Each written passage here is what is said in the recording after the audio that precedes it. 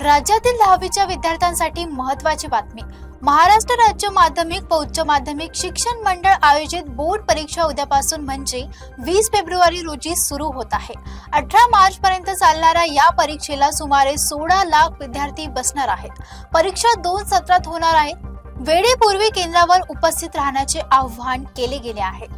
महाराष्ट्र राज्य माध्यमिक व उच्च माध्यमिक शिक्षण मंडळाच्या 10वीच्या बोर्ड परीक्षांना उद्या 20 फेब्रुवारी 2026 पासून सुरुवात होतीये.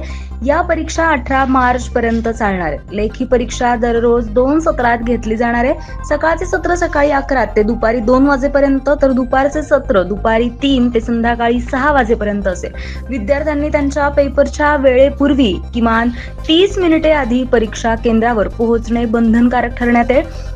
रिपीट, परीक्षा कॉपीमुक्त आणि पारदर्शक वातावरणात पार पडाव्यात यासाठी जिल्हा प्रशासनाकडून कडक भरारी पथके तैनात करण्यात आली आहेत. यावर्षी राज्यातील सुमारे 16,15,000हून अधिक विद्यार्थी ही महत्त्वाची परीक्षा देणार आहेत. अधिकृत वेळापत्रक मंडळाच्या संकेतस्थळावर उपलब्ध करण्यात आले आहे.